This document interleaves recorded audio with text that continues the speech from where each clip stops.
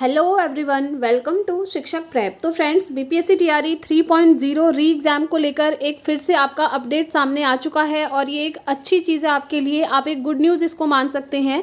Answer की को लेकर एक अपडेट जारी हुआ है। आप लोगों ने देखा था कल आपका 1 to 5 का आंसर की आप लोगों ने मैच कर लिया है।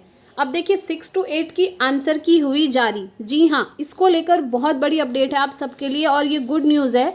और क्वेश्चन में आपत्ति यानी कि ऑब्जेक्शन आप कब और कैसे कर सकते हैं, इसको लेकर अपडेट है।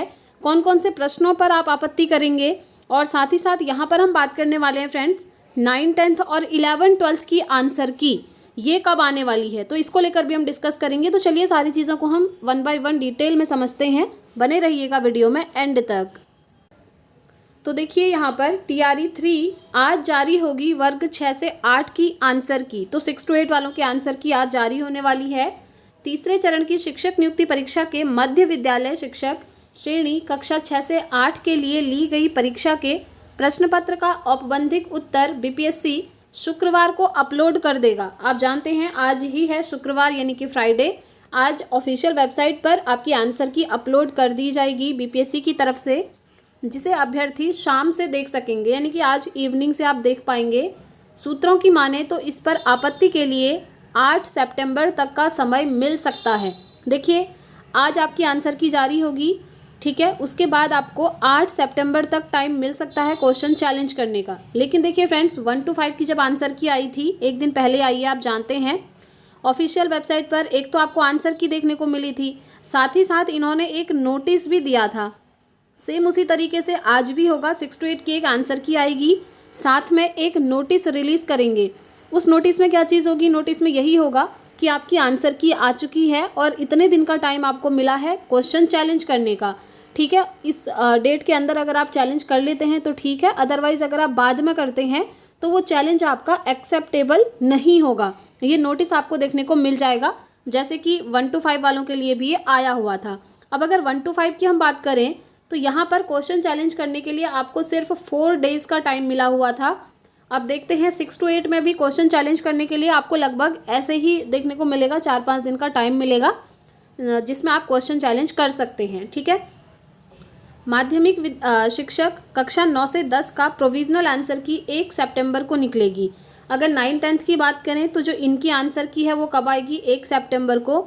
और अगर 11, 12th की हम बात करें तो 1 सितंबर के 1 या 2 दिन बाद 11, 12th की आंसर की भी आ जाएगी। जैसा कि आप जानते हैं, मैंने आपको पहले भी बोला था, जो आंसर की होती है ना, हर लेवल की अलग अलग दिन आती है, एक ही दिन सभी का ही अपलोड नहीं कर सकते हैं। तो इसीलिए 1 to 5 की आ चुकी है, 6 to 8 की आज आ जाएगी। 9, 10th की आपको 1 सितंबर को देखने को मिलेगी और 1 सितंबर के 1 या 2 दिन बाद या तो 2 सितंबर या फिर 3 सितंबर को आपको 11, 12th की आंसर की भी देखने को मिल जाएगी। और इन सभी में आंसर की के साथ साथ एक नोटिस भी रिलीज़ होगा जिसमें आपको क्लियरली मेंशन किया हुआ होगा कि इतने दिन का टाइम आपको मिलता है क्वेश्चन चैलेंज करने का, ठीक है। उस बीच में आप लोग चैलेंज कर सकते हैं। अब देखिए मैं आपको एक चीज़ बताना चाहूँगी फ्रेंड्स कि आप कौन कौन से क्वेश्चंस पर चैलेंज करेंगे।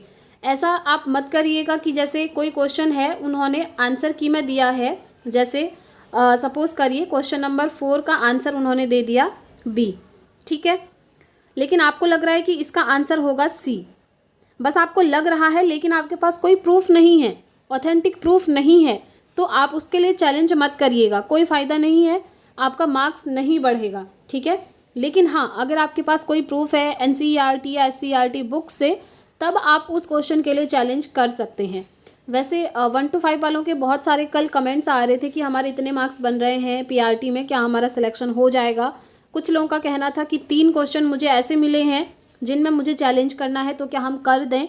तो देखिए आप लोग चैलेंज तभी करें जब आपके पास ऑथेंटिक प्रूफ हो, ठीक है। अब वो प्रूफ ऐसे नहीं कि आपके नोट्स में लिखा हुआ है, नोट्स में तो आप खुद लिखेंगे, है ना, वो प्रूफ नहीं माना जाएगा। प्रूफ होना चाहिए एनसीईआरटी या फिर एससीईआरटी की बुक्स में, तब आपका वो एकदम सही माना जाएगा, ठीक है। उसके लिए आप क्वेश्चन चैलेंज कर सकते हैं और होप लगा सकते हैं कि आपका नंबर बढ़ेगा, ठीक है। नेक्स्ट आगे देखिए यहाँ पर और भी अपडेट है। हेड मास्टर और हेड टीचर का रिजल्ट, देखिए हेड मास्टर और हेड टीचर का भी तो एग्ज़ाम हुआ था, आपको ध्यान होगा, जिन भी कैंडिडेट का है ध्यान से सुनिए। 25 सितंबर तक जारी करने का प्रयास कर रहा है, यानी कि हेड मास्टर और हेड टीचर का जो रिज़ल्ट है वो आपका 25 सितंबर तक आपको देखने को मिल सकता है। इधर प्रधानाध्यापक और प्रधान शिक्षक परीक्षा का अंतिम उत्तर पत्र बीपीएससी ने गुरुवार को जारी कर दिया है। ठीक है, ये सारी अपडेट हैं आप सभी के लिए टीआरई 3.0 और जो आपका हेड टीचर और हेड मास्टर की वैकेंसीज आई हुई हैं।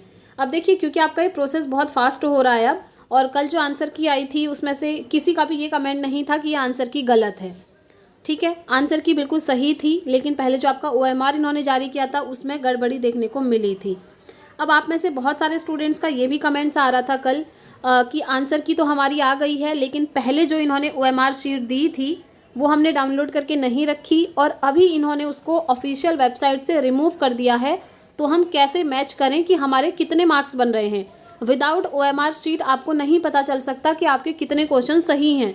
ठीक है, ये क्वेश्चन आपका बिल्कुल जेन्युइन था। तो देखिए, OMR शीट को उससे रिलेटेड इन्होंने एक अपडेट डाला था कुछ दिनों पहले कि हम दोबारा से OMR शीट को क्रॉस चेक करेंगे और फिर से अपलोड करेंगे ऑफिशियल वेबसाइट पर, लेकिन अभी तक ऑफिशियल वेबसाइट पर दोबारा से क्रॉस चेक करके OMR शीट इन्होंने जारी नहीं करी है।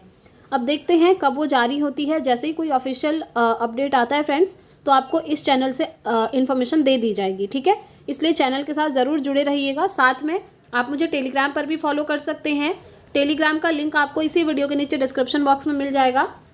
साथ ही साथ अगर आप चाहें तो मुझे व्हाट्सएप चैनल बना हुआ है, वहाँ पर भी ज्वाइन कर सकते हैं। काफ़ी सारे स्टूडेंट्स ज्वाइन कर चुके हैं, क्योंकि वहाँ पर भी आपको सारी अपडेट्स मिलती हैं टीचिंग से रिलेटेड, और जो हमारी क्लासेस होती हैं उनके लिंक्स भी आपको वहाँ पर प्रोवाइड किया जाता है। तो ये सारी अपडेट है फ्रेंड्स। और देखिए, एक चीज़ है कि आपका प्रोसेस बहुत फास्ट हो रहा है। जैसे ही 6 to 8, 9, 10, 11, 12 सबकी आंसर की जारी हो जाएगी ना, आप ये मानकर चलिए 2 to 3 सितंबर सारे लेवल की आंसर की आपकी आ जाने वाली है। ठीक है, इसके बाद क्वेश्चन चैलेंज करने का टाइम मिलेगा और फिर रिवाइज्ड आंसर की आएगी एक बार सभी की 6 से लेकर के 12 तक की। ठीक है, दोबारा से एक आंसर की आएगी और उसको सही माना जाएगा। उसके बेसिस पर आपका रिजल्ट बनेगा, आपकी मेरिट बनेगी जो आपकी रिवाइज्ड आंसर की आएगी। ठीक है, वो भी आपको बहुत जल्द देखने को मिल जाएगी। और देखा जाए तो 20 सितंबर के बाद कभी भी आपका रिजल्ट जारी हो सकता है फ्रेंड्स। इन्होंने पहले एक नोटिस में बोला था कि सितंबर एंड तक रिजल्ट निकालने का हमारा लक्ष्य है, तो 20 सितंबर के बाद कभी भी आपका रिजल्ट अनाउंस किया जा सकता है। उसके बाद आपका TRE 4 का नोटिफिकेशन आ जाएगा, ये ध्यान रखेंगे। TRE 4 आपको फिर बाद में देखने को मिलेगा। और उसका एग्ज़ाम देखिए, TRE 4 का एग्ज़ाम ना अब थोड़ा सा डिले होने के चांसेस हैं। कितना डिले होगा?